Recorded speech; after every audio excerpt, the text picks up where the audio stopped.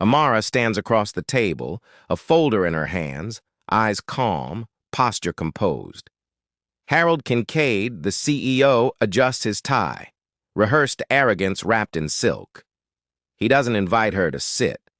Amara, I'll keep this short. You've done well enough here, but it's time we moved on. I no longer need your service in my company. Pack your files. You're not needed here anymore. Amara says nothing. She just blinks slowly. Don't take it personal. It's business. Your job, well, let's be honest. It's replaceable. We've automated most of what you do. You got no value left to this company. He smirks, as if he's offering mercy. HR will handle your exit. I need your desk cleared before noon. And, Amara, good luck out there. You'll need it. A long silence. The clock ticks once, twice. Amara closes the folder in her hands. Precise, deliberate. Amara quietly said, "Understood, sir." She turns to leave. She wondered why she was dismissed like she never meant anything to the company after years of hard work and contribution. Amara was a little broken, but she was also tough, and not to let it define her strength. Her heels echo against the marble floor as she walked out. Harold watches her go, smug. He doesn't realize that the woman he just dismissed owns the one thing that keeps his empire breathing. On the morning the numbers turned red, Harold Kincaid fired the person who best understood his company's calendar. He did it with a memo drafted the night before, embossed and unsigned, to be delivered by HR at 9:30 a.m., precisely after the daily ops stand-up he never attended. The reason, sterile and deniable. Role redundancy following strategic realignment. The truth, harder to footnote. He didn't like the way she paused before answering bad questions. That pause was a mirror, and Harold had avoided mirrors since the last acquisition. Her name was Amara Cole. People called her Amara from exec. They meant it like furniture, where it sits, not what it does. She mastered a code of invisibility that was older than the building. Answer before asked, anticipate before told, absorb the noise, keep the knives sharp and out of sight.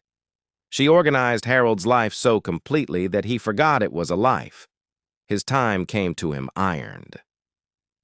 When HR read the memo, Amara's expression moved 1 degree, if that. The young manager stuttered through the template language about severance, benefits continuation. Nothing to do with performance, and a warm line about how the firm appreciated her service.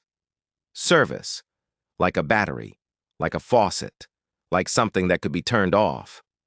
Amara folded the memo once, precisely along the center line. She asked for 5 minutes to collect personal items. She powered down her workstation, removed a slim hardcover from her drawer, Introduction to Nonlinear Optimization, and slipped it into a tote. Then she walked to the elevators with the same measured cadence she had used every day, the click of her heels and even metronome. Not a march, not a retreat, a count. Harold saw her go from the glass corner office. He lifted his hand as though to wave, then redirected it to his tie, flattening a knot that was already flat. The company, Symetra Freight, had grown from hungry to dominant by selling precision. They built software that told steel and diesel where to be, down to the minute, reducing waste that looked like weather to less disciplined competitors. Their flagship, Helix Route, was a patented algorithmic engine that made dispatchers feel like gods and accountants feel at peace. It had carried Harold through 2 magazine covers, 1 divorce, and a rumor that he punched an elevator panel hard enough to crack the steel veneer. In truth, Helix Route's genius wasn't speed, it was refusal. It refused false constraints and wasted pride. It rerouted shipments in response to reality rather than hierarchy. It made quiet, correct decisions faster than loud people could object. The patent sat like a throne beneath everything Symetra sold, and for months the numbers had been merciless. A competitor had begun offering something almost as good for dramatically cheaper. A client whispered about an audit. A board member asked pointedly whether the company's valuation depended too heavily on an asset that hadn't been stress-tested in court. Harold smiled through it. He believed in the loop curvature of his own charisma. He believed the secretary was redundant because the calendar would keep itself. After she left, something small broke, a brittle noise no one registered. The executive support alias bounced. Recurring meetings accepted themselves without rooms. Invoices were filed to departments that did not exist. A contractor arrived to fix a sink in a kitchen that had no leak. People joked about ghosts and moved on because that is what corporate organisms do. They metabolize human departure into inbox rules. 2 days later, an envelope arrived for general counsel, certified. The return address was a modest office suite lit by a sign in sans serif, Palladium IP Holdings, LLC. The letter was written in a tone that made the air colder when it was read, a tone that said, "We are not here to posture." "Dear Counsel," it began, "this is formal notice that Symetra Freight, Inc. is infringing U.S. Patent number 10,771, SAO 228, Method and System for Real-Time Multi-Constraint Logistics Optimization. As assignee and exclusive owner of all right, title, and interest in the 228 patent, Palladium demands immediate cessation of infringing activities or, alternatively, negotiation of a license within 14 days. Continued use will compel remedies including injunctive relief and treble damages." There was a schedule attached. It was an autopsy in bullet points, lines of Symetra marketing copy and SEC filings, each mapped to claims within the patent like arteries traced in ink. Counsel read it twice. She forwarded it with the header, "Urgent Helix Root Patent Issue," to Harold and the board and the CTO. Harold wrote back, "Dismiss. Patent trolls don't get fed here." The CTO didn't reply. He had gone very quiet in the last 3 board meetings and had developed a habit of staring at laptops like they were windows into storms. In the basement, server rack 4 flickered unhappily. No one connected that the maintenance contract renewal date, Amara's calendar, Amara's reminder, Amara's email, had passed. 14 days is a long time if you spend it sensibly. Symetra spent it like gamblers fresh from a lucky night, exchanging bravado for sleep. On day 13, a Bloomberg alert described a private equity-backed IP vehicle purchasing a suite of logistics optimization patents from the estate of a defunct startup called Catch Dynamics.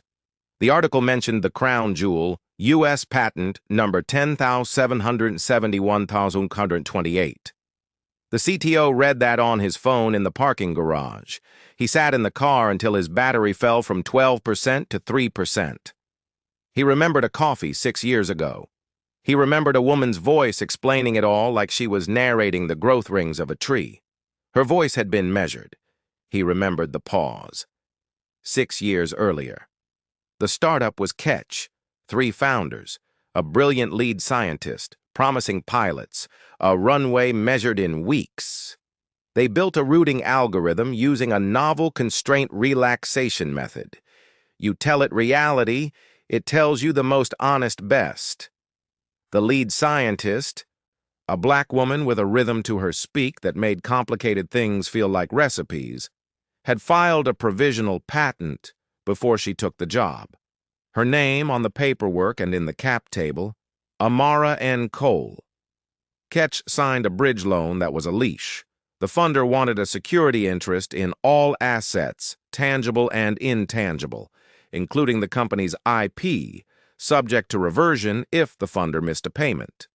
The funder missed the payment. The reversion clause sat in a drawer, forgotten by everyone except the person who had drafted it at 2 a.m., initialed it page by page, and scanned it to a private cloud. When Catch collapsed, Symetra bought the team and the source code in an acqui-hire that gave Harold cover in a bad quarter. The patent application was to be assigned, per a side letter, subject to clear chain of title. The chain was not clear. The funder and the founders argued in emails written with variable grammar and constant heat. Counsel advised, put Helix root into production while the paperwork simmered. Risk is low. Risk will always be low until it is not. The funder eventually folded and sold some rights in a fire sale. OmniGuard, a boutique IP firm, acquired a bundle of assets, including a lien that inadvertently resurrected the reversion clause. The clause clicked. Title reverted to the inventors, individually, because Ketch's corporate shell had evaporated without legally transferring the patent. The inventors' counsel sent notices to last known addresses. 2 bounced. 1 did not. Amara was living 2 rents below the skyline and working 3 levels below her capacity. She took the notice, met with OmniGuard, and incorporated a holding company with a disinterested name and a precise mission. She did not tell her employer because her employer did not ask. They asked for coffee. They asked for rooms. They asked for flights at the wrong times, and she fixed them and did not remind anyone that she had a degree that would put most of the executives on mute in any classroom with a chalkboard. She watched Helix root spread. She read the claims. She read Symetra's press releases and saw lines that once were bullets on her whiteboard. She did the arithmetic of quiet revenge. What is owed plus what's unpaid plus the interest of disrespect. Amara made no speeches. She recorded no confessions. She kept a ledger of micro-injuries, a hand that waved past her face when she attempted to speak, a joke about secretaries these days, a seat placed slightly behind the line in the conference room. She logged the day Harold mispronounced her name for the 4th time after 2 years. She logged a bonus smaller than the standard deviation. When the letter went out under the letterhead of Palladium IP, it was not a tantrum. It was a reconciled account. Back to now. Harold tried to rally the room by scorn. He called it extortion. He ordered outside counsel to prepare a motion to dismiss a lawsuit not yet filed. He told the board that any settlement would be an invitation to every troll with a printer and a Delaware LLC. And then General Counsel clicked the monitor to an image. A scanned page appeared, U.S. Patent number 10,771,228. Under Inventors, Cole, Amara N. Under Assignee, Palladium IP Holdings, LLC. Under Chain of Title, a series of transfers with dates and signatures that interlocked like perfectly machined teeth. OmniGuard had done their work with a craftsman's malice. Every gap Symetra had left in its own due diligence was now a corridor pointing inward. Harold felt the room tilt. "What's the claim construction risk?" he asked, grasping for a branch labeled technical. The CTO spoke for the first time in 2 days. "Low," he said. "It's her math. There are moments when power does not shout, but reconfigures like a skyline after the fog lifts." The board understood valuation. They understood that Helix route without the 228 patent was a licensing business with cost of goods sold set by its own employee. General Counsel cleared her throat. "We can fight on invalidity or non-infringement. We can try to challenge standing. But the fastest way to stabilize the market reaction is a license. A non-exclusive, perpetual, royalty-bearing license with a field of use carve-out." "Who the hell is Palladium?" Harold asked. The CTO looked at the image again, at the name beneath Inventors, at the precision of the scanned signature. "Amara Cole," he said softly. "She's Palladium." Someone laughed too loudly, a sound like dropping a glass. It hinged on the ridiculous and broke on the precise. The ridiculous part was simple. The secretary owned the keystone. The precise part was lethal. She had always owned the keystone, legally and literally, and their ignorance of that fact had been willful, expensive. Harold stood. "Get her in here," he said. "We can clear this up." General Counsel did not move. "She's no longer employed," she said. "Then call her," he snapped. No one had her personal number because she had managed the contact database and never confused her own privacy with the company's convenience. The CTO, after a long, arrhythmic silence, said he knew where she had coffee. The meeting that followed did not happen in the glass conference room. It happened 3 blocks away in a quiet cafe where the music was low enough to count seconds between drum hits. Amara arrived in a gray coat and a posture that made chair and spine conspire for symmetry. "Ms. Cole," General Counsel began, and meant it. "Thank you for meeting us." Harold leaned in, the charm drafted and laminated. "Amara, you know how much we value you. There has clearly been a misunderstanding. This patent, this whole situation, it's a twist of paperwork. Let's put it behind us." Amara looked at him like a medic looks at a man who insists a severed artery is a paper cut. "What is the misunderstanding?" she asked. "That you would do this to your company," Harold said, making ownership sound like family, making family sound like a net. "My company," Amara repeated. She did not smile. "Which one?" He missed the question the way a tourist misses a reef in clear water. "Symmetra," he said, relief rising as if he'd just chosen the right answer in a sensitive survey. Amara turned to counsel. "You have my letter," she said.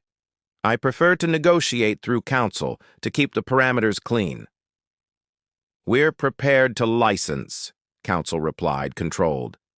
"We propose 10 years, Amara said. "Perpetual, non-exclusive, royalty-bearing field of use limited to overland freight.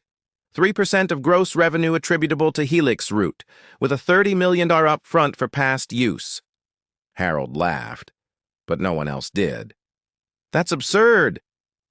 "It's arithmetic," Amara said. "I've mapped the revenue streams. Your own investor decks disaggregate it. You rounded." "I didn't." "Treble damages are unrealistic," Harold tried again. "I didn't say treble," Amara replied. "I said interest." The CTO watched her hands. They were steady in the way of people who have learned to build scaffolding under rage until the shape is load-bearing. Counsel exhaled slowly.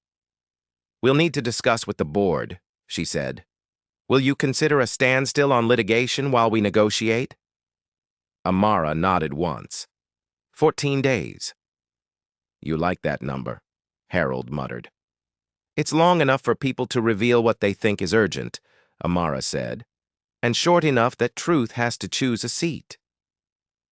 When she left, Harold wanted to fling a cup against a wall, but this cafe had no walls he could own.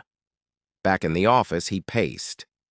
He envisioned a press strategy, predatory IP vehicle targets, American jobs. He envisioned a countersuit, breach of duty. He positioned himself as righteous in paragraphs he hadn't yet asked anyone to draft. The board met without him 2 days later. Counsel presented 3 options with numbers that looked like weather maps. Cool blue for risk reduced, hot red for everything else. The CTO, in a voice that made the air honest, said that if they lost the patent fight, their market cap would halve overnight. The CFO added that even if they won after years, the legal fees alone could buy a small fleet. "What about Harold?" a director asked. The question was shaped like nothing and everything. "The termination of Ms. Cole," counsel said carefully, "has complicated matters."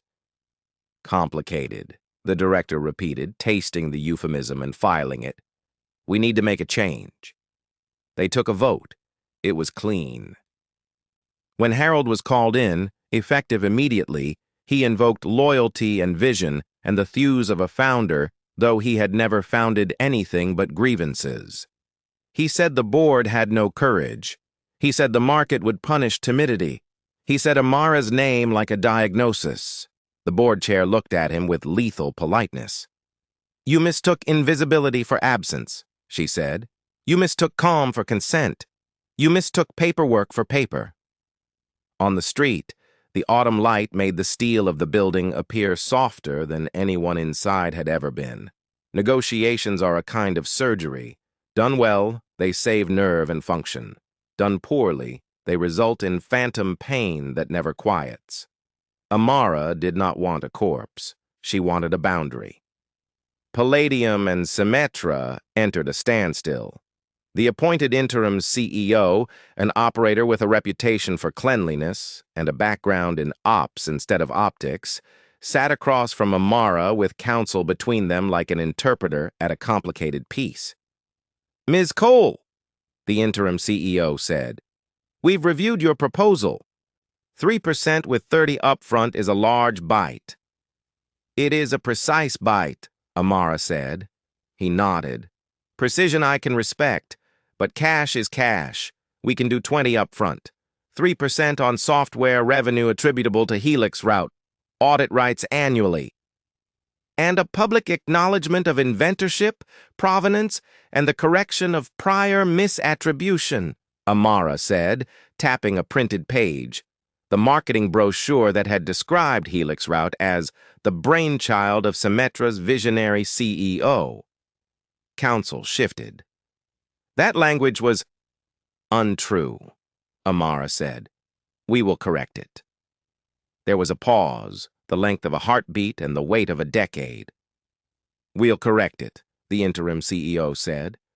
"Further," Amara continued, "I want a license carve-out.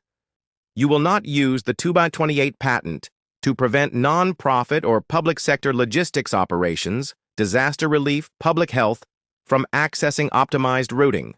Palladium will license at nominal rates in those domains. Symmetra will not interfere." The interim CEO leaned back. "You could have come to us quietly," he said. "Before the letter, before the spectacle. We might have done this without smoke." Amara held his gaze. "I did come to you," she said. "For 4 years, every day, I was in the room." He opened his hands, palms up. "You were not in this room." "I am now," she said. The deal closed in 12 days. The announcement was clinical, the way good medicine is. The stock dipped and then leveled when the market realized certainty hedges better than swagger. Analysts wrote the words, "prudently managed IP risk." A journalist dug up a photo of Amara from a startup demo day, years younger with the same exact posture. The caption used her full name. The story did not call her a secretary. In her apartment, Amara opened a new ledger and wrote a title, "Use of Proceeds." She had no interest in yachts or penthouses that bought new kinds of inconvenience. She bought her mother a small house with a tree that did not pretend to be anything other than a tree. She endowed a scholarship at the department that had taught her to distrust tidy assumptions. She funded a public interest logistics initiative that would, 2 years later, route vaccines to clinics down unpaved roads after a flood and shave 6 hours off the wait time for a refrigerated truck stuck behind a washed-out bridge. Quiet revenge, when well-designed, composes its own children. She also wrote a letter to the woman who replaced her, because someone always does, outlining the roles that looked like favors and were in fact cover, the favors that looked like grace and were in fact traps. She listed the signs an organization uses to calibrate whose time is assumed and whose time is sold. She ended the letter with the line, "Price your silence accurately.